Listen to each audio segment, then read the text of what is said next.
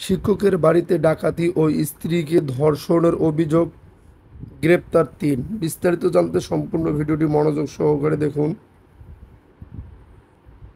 পটুয়াখালীর কলাপাড়ায় প্রাথমিক বিদ্যালয়ের সহকারী শিক্ষকের বাড়িতে ডাকাতি ও তার স্ত্রীকে ধর্ষণের অভিযোগে ৩ জনকে গ্রেপ্তার করছে পুলিশ।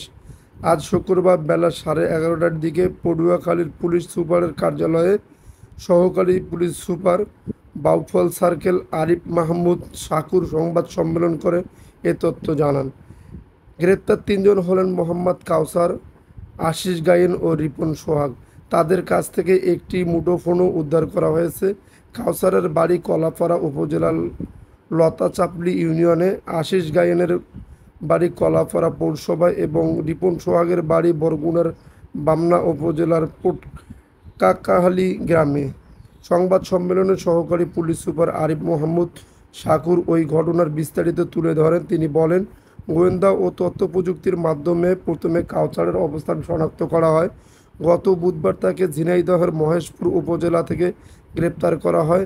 তার দেওয়া তথ্য অনুযায়ী গতকাল বৃহস্পতিবার ঢাকার দারুস সালাম এলাকা থেকে রিপন সোহাগ এবং কলাপাড়া থেকে আশিস গায়েনকে গ্রেপ্তার করা হয়।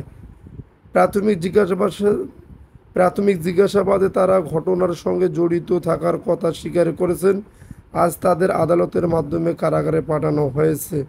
আরিফ মাহমুদ শাকুর আরও বলেন, ওই ঘটনায় আরও যারা জড়িত তাদের গ্রেপ্তারের চেষ্টা চলছে।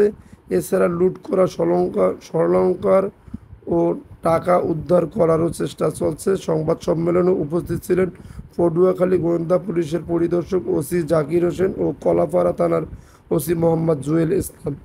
গত 14 জুলাই রাতে একদল ডাকাত ওই শিক্ষকের একতলা ভবনের বারান্দার গ্রিল কেটে ঘরে প্রবেশ করে। পরিবারের সদস্যদের এক কক্ষে জিম্মি করে হাত পা ও চোখ মুখ বেঁধে রাখে। ডাকাতেরা 13 ভরি স্বর্ণালংকার ও 50,000 টাকা লুট করে। এছাড়া শিক্ষকের স্ত্রীর ওপর পাশবিক নির্যাতন চালানো হয়।